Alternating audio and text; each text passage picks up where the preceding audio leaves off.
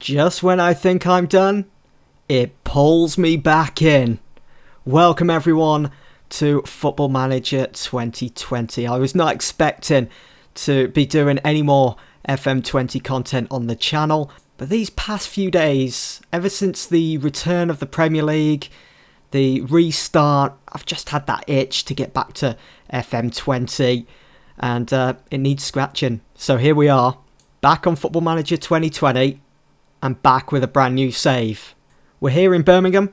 We are set to take the reins, to take the hot seat of Aston Villa. In real life, they are set to go down. It's still all to play for between the bottom 4-5 teams, so anything can still happen with 9 games to go. My plan for this save is for things to go a lot more differently for Villa. This is a club that's got rich history behind it. They've won the Premier League, they've won the Champions League. Can we do it again?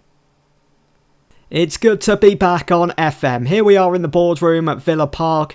There is the confirmation, there's the news headline that Dean Smith has left his role as Aston Villa manager after helping the team to promotion to the Premier League, the highest tier in English football.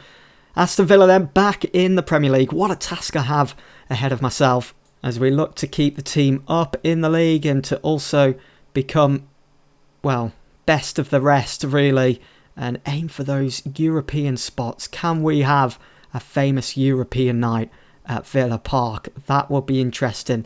That's the plan for the next couple of seasons.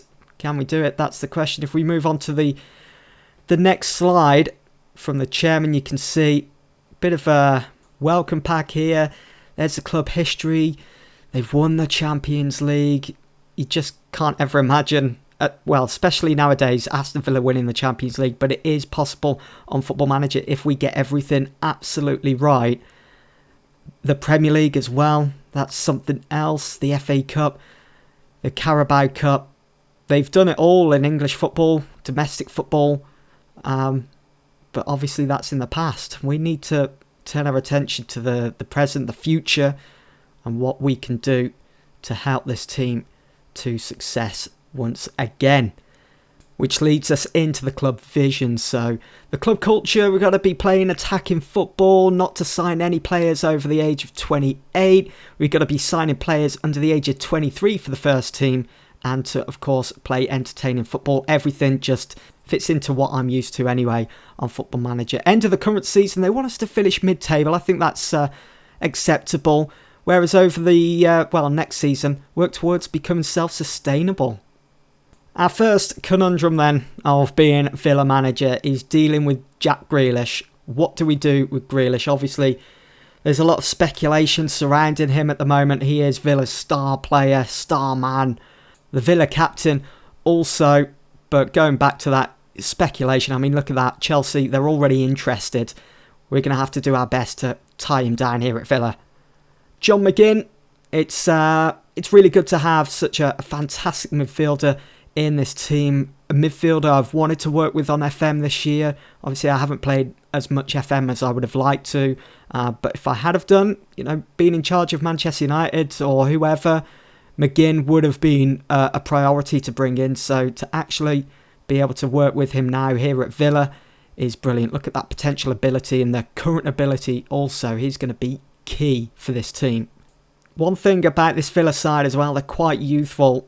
There's not as many aging players in this side as there used to be, going back, 3-4 years ago. I mean, there's Nyland, the Norwegian, 26-year-old keeper. It's a decent age for a keeper. Still got a lot to learn. I think, looking at our keeper situation, it's not something we need to be focusing on strengthening just yet. We've still got Tom Heaton for the season ahead. We've got Pepe Reina on loan. Whether he's going to see much first team football, I doubt it. Tyrone Mings was quite the transfer back in the summer, if we all remember. 20 million splashed out on him as he joins from Bournemouth, and he does slot straight into the first team for Aston Villa at the back. Such a commanding ball-playing defender and quite the physical presence as well. If we have a look at our strengths then from the team report, we've got quite a few youth prospects. As I've already mentioned, it's quite a youthful side, and there is some good youth talent amongst the ranks at Villa in the under-23s, under-18s as well. But it's highlighted Sarkic. Again, another keeper. I don't think it's an area we need to be looking at strengthening anytime soon. He's 21 years of age. Normally with keepers, you're looking at your one-on-ones and your handling as well, your reflexes. And for a 21-year-old, that's not looking too bad, to be honest. It's quite promising. And then we've got Dominic Ravan at the back, another centre-half who could maybe give Tyrone Mings a run for his money. The age of 18, got plenty of years ahead of him. Whether we'll be able to keep hold of him, it could be the perfect player really to send out on loan, and he would benefit from that. But you're looking at his composure at 12 already at the age of 18. That's only going to get better, surely, if we continue to play him. Don't know too much about Cameron Archer at the moment. Hopefully we get to know him better, because everything at the moment, just looking at his stats, acceleration at 16 already, and he's only 17. It's incredible. His finishing is 12. Again, I think he's another player that will benefit from going out on loan, getting that experience, and see what sort of player he comes back as. Will he take full advantage of it? We'll see. And also Keenan Davis, we saw him start against Sheffield United in real life for the restart of the Premier League. We're just going to take him off that loan list. I want to keep him in the team. And he looked very promising, to be honest. Very strong forwards. I mean, they're saying his potential ability is just about 3-star here. But looking at that finishing, that first touch, everything's just pointing in the right direction for him at the moment. We move on to our transfers then. Our first transfer saw Lewis Ferguson signed from Aberdeen for 1.4 million. So Lewis Ferguson comes in. I did sign him in my private Manchester United save at the start of FM20 when it was released back in November, and he flourished into such a well-rounded central midfielder. He's a box-to-box, and you can already see his attributes there for his technical ability. Mentally, we need a mentally strong central midfielder, someone to maybe complement John McGinn in central midfield, and I think Ferguson fits into that. Little inexperienced at the moment, but if we continue to play him, he'll grow into the player that we want him to, really. And I can't see why we can't be starting him week in, week out. Maybe off the bench every now and then.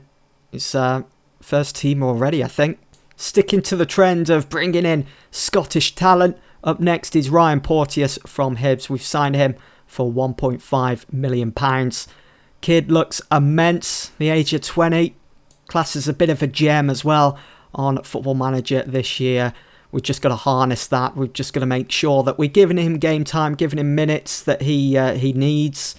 We don't want to be starving him of that. If we do so, we're going to lose, I think, who could be a world-class centre-half here at Aston Villa. Under one of the club visions as well, it was to sign players that we could sell on for more in the future. I don't want to be doing that. I want to be getting rid of that vision at Villa. We want to be keeping our best players. We want to be fighting it out for silverware. That's the aim of the game. I know finances play such a huge part, but we won't get anywhere if we don't keep hold of our best players. So I won't be doing that, hopefully. And my final input into the transfer market for this summer is Angel Gomes, who joins from Manchester United on loan. What can I say about Angel Gomes? He's another gem of a player, another wonder kid on Football Manager, and he's someone that I'm excited to get into this Villa side, playing alongside the likes of Jack Grealish. If we can keep hold of Grealish, that is, in this window, or for the January window, we'll have to wait and see what happens with him, even with Chelsea circling around like sharks looking to secure his signature. But having someone like Angel Gomes as backup, I think, yeah, okay, still young to be considered as brilliant backup or a great backup plan for Villa, but to think that he's quite the unpredictable player, I think could definitely work in favour of us.